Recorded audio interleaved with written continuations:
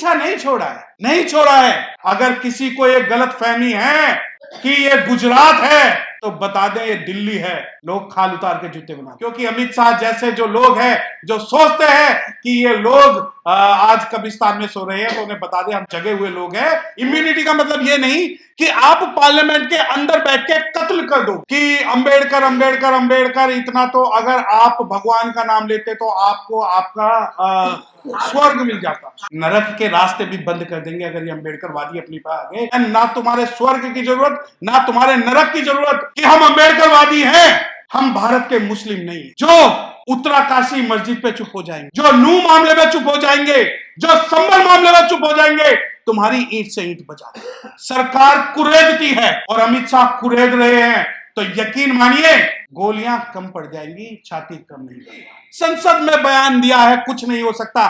कहीं ऐसा ना हो कि संसद में अविश्वास प्रस्ताव लाके पूरी सरकार ही बाबा साहब के जो बच्चे हैं वो लीगल लड़ाई भी लड़ेंगे, और जब हमारी जरूरत पड़ेगी तो सड़कों पे हम कोर्ट उतार के भी लड़ेंगे। सिर्फ कुछ अपनी बातें आपके सामने रखना चाहूंगा कि बहुत से पत्रकार बंधु इस बात का प्रश्न करते हैं कि क्या जो अमित शाह ने कहा वो सही कहा, वो लीगली करेक्ट है, और क्या उस पर कार्रवाई हो सकती है या नहीं हो सकती। सबसे पहली बात मैं आपको बता दूं कि अमित शाह ने जो भी पार्लियामेंट के अंदर किया, हो सकता है वो उनकी इम्यूनिटी हो, परंतु जैसे ही वो स्टेटमेंट पार्लियामेंट से बाहर आया उनकी इम्यूनिटी खत्म हो जाती है। और section 3 subsection 1 subsection V subsection U section 3 subsection 2 subsection 5 of SC/ST act में उनके खिलाफ मुकदमा दर्ज हो सकता है, और इसी बाबत जो है बादलिया साहब ने शिकायत दे दी है। अब दूसरी, इम्यूनिटी जो है वो परपेचुअल नहीं होती। इम्यूनिटी का मतलब यह नहीं कि आप पार्लियामेंट के अंदर बैठ के कत्ल कर दोगे, नहीं, तब आपको इम्यूनिटी नहीं दी जाएगी। दूसरी बात, लोग कहते हैं कि माफी मांग ले। I do agree with the statement of the Pracha साहब कि कोई भी कॉग्निजेबल ऑफेंस जो है वो माफी मांगने से खत्म नहीं हो जाता, और entire SC/ST act is non cognizable, non bailable, and it can bypass all the laws. Cognizable, non bailable, and it override other laws, section 20। Non compoundable also, तो माफी मांगने का तो सवाल ही नहीं। दूसरी बात, इस स्टेटमेंट का क्या मतलब निकाले कि स्टेटमेंट जब दिया जाता है कि अंबेडकर अंबेडकर अंबेडकर, इतना तो अगर आप भगवान का नाम लेते तो आपको आपका स्वर्ग मिल जाता। हाँ, 7 जन्मों तक स्वर्ग मिल जाता। दो बात, अमित शाह जी का स्टेटमेंट यह होना चाहिए था कि जितना हम मुस्लिम मुस्लिम मुस्लिम हिंदू मुसलमान मंदिर मस्जिद करते हैं, इतना अगर हम भगवान का नाम लेते तो उसमें इनका रामराज ही नहीं मिल जाता। जबकि मुझे किसी रामराज की जरूरत नहीं, क्योंकि शंभुक की हत्या हुई थी, और शंभुक की हत्या अगर आज के युग में होती तो 302 का मुकदमा भी दर्ज होता, और सेक्शन 3 सबसेक्शन 2 सबसेक्शन 5 का भी मुकदमा दर्ज होता। दूसरी बात, आप ये बात समझिए कि स्वर्ग का मतलब क्या होता है।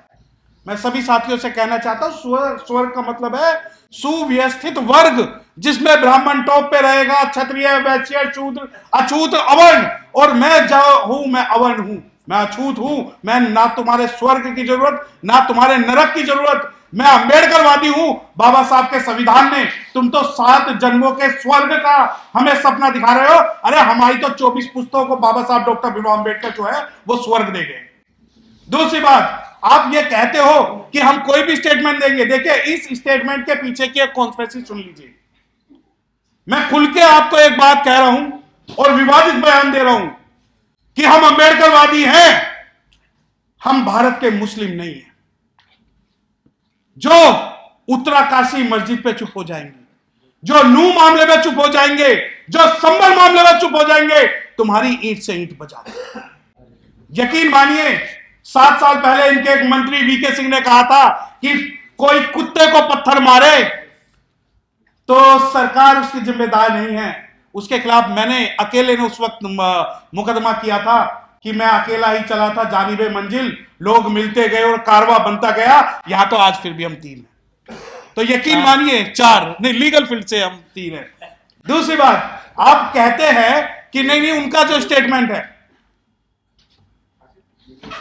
भारत का इतिहास जो शेड्यूल्ड कास्ट के लिए है सिर्फ 2 भागों में है। एक भाग 2 अप्रैल 2018 से पहले का, और दूसरा 2 अप्रैल 2018 के बाद का भारत, जिसके अंदर शेड्यूल कास्ट कम्युनिटी ने SC/ST एक्ट को रिस्टोर करवाया था और state of Maharashtra versus union of India के रिव्यू पिटिशन में जो काशीनाथ महाजन की जो जजमेंट थी उसको इलीगल डिसाइड किया था। वो जजमेंट नहीं थी, सरकार कुरेदती है और अमित शाह कुरेद रहे हैं, तो यकीन मानिए गोलियां कम पड़ जाएंगी, छाती कम नहीं पड़ेगी। जुल्म सहाता नहीं सहेंगे, जुल्म सहाता नहीं सहेंगे। सर भी बहुत है, धड़ भी बहुत है, कटते चलेंगे, लड़ते चलेंगे, मरते चलेंगे, पर बढ़ते चलेंगे। और रही बात अमित शाह और मोदी की, यकीन मानिए संसद में बैठे हुए जो 131 सांसद हैं, जो पूना पैक्ट की औलादे हैं, उन्हें इस्तीफा देना चाहिए। हमें आप लोग कहते हैं कि नहीं संसद में बयान दिया है कुछ नहीं हो सकता। अरे संसद में बयान दिया है, मानते हैं कि आप सोचते हो कुछ नहीं हो सकता, कहीं ऐसा ना हो कि संसद में अविश्वास प्रस्ताव लाके पूरी सरकार ही गिरा दी जाए। ये तो मरे हुए मुर्दों की बस्ती में हम आवाज दे रहे थे। यकीन मानिए अगर पार्लियामेंट में हमारे 10 शेर भी आज भी पैदा हो जाए ना, इनके आने वाली 7 पुश्ते जो है वो पार्लियामेंट में कोई स्टेटमेंट नहीं देगी। दूसरी बात, पीछा नहीं छोड़ा है, नहीं छोड़ा है। शहीदों की कब्र पे लगेंगे हर बरस मेले, वतन पे मिटने वालों का यही बाकी निशा होगा। अगर किसी को यह गलत फहमी है कि ये गुजरात है तो बता दें ये दिल्ली है। लोग खाल उतार के जूते बना देते हैं। और बाबा साहब के जो सिपाही हैं वो कश्मीर से कुमारी और कच्छ से कोहिमा तक आज तैयार बैठे हैं। तो जो एक चिंगारी है कि वो एक शेर है कि है खिलाफ तो होने दो, जान थोड़ी है, सब धुआं आसमान थोड़ी है, और लगेगी आग तो आएंगे कई गजत पे, यहाँ तो हमारा मकान थोड़ी है। तो यकीन मानिए बाबा साहब के जो बच्चे हैं वो लीगल लड़ाई भी लड़ेंगे, और जब हमारी जरूरत पड़ेगी तो सड़कों पे हम कोर्ट उतार के भी लड़ेंगे। परंतु पार्लियामेंट के अंदर इस प्रकार का जो व्यवहार है वो एक्सेप्टेंस नहीं होगा। और हमारी पूरी लीगल फ्रेटर्निटी, दिल्ली के अंदर 15,000 शेड्यूल कास्ट एडवोकेट है। अगर टोटल मैं एडवोकेट्स की बात करूं, SC/ST OBC के एडवोकेट्स की बात करूं दिल्ली और भारत की, तो यकीन मानिए दिल्ली में अगर इकट्ठी हो गई ना तो दिल्ली की गलियां कम पड़ जाएंगी। तो हमें जो चैलेंज किया है कि अंबेडकर अंबेडकर अंबेडकर अंबेडकर, हां हमारे दिन में अंबेडकर, हमारी रात में अंबेडकर, हमारे सुबह में अंबेडकर, हमारे शाम में अंबेडकर, हमारी पढ़ाई में अंबेडकर, हमारी लड़ाई में अंबेडकर, हमारे दिल में अंबेडकर, हमारे मन में अंबेडकर, हमारे ज्ञान में अंबेडकर, तो हमारे संविधान में अंबेडकर। तुम्हें आज तो सपने जो सात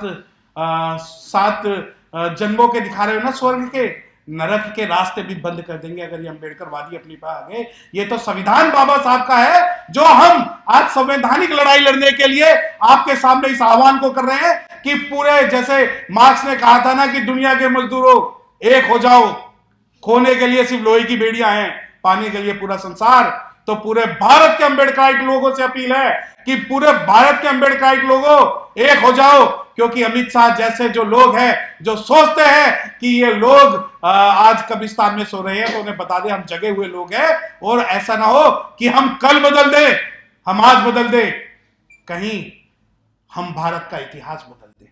तो आप लोगों से हमारी ये उम्मीद है कि इस मुहिम में जो भी लीगल लड़ाई है, आप सभी लोग, पूरे भारत के एडवोकेट, पूरे भारत के अंबेडकराइट लोग, चाहे वो SC/ST OBC और माइनॉरिटीज हो, वो अपने थानों में शिकायत दे और मुकदमे दर्ज कराए। जो भी लीगल बैटल है, जो भी लीगल फील्ड है, उसके लिए हम आपका सहयोग करेंगे। इन्हीं शब्दों के साथ मैं अपनी वार्निंग को विराम देता हूं। जय भीम। नेशनल दस्तक की आपसे गुजारिश है कि अगर इसको बचाना चाहते हैं तो नेशनल दस्तक को सब्सक्राइब करने के लिए रेड कलर के सब्सक्राइब बटन को दबाएं, फिर बेल आइकन की घंटी दबाएं। नेशनल दस्तक को बचाने के लिए बहुत जरूरी है कि हर खबर को शेयर करें, लाइक करें, कमेंट जरूर करें।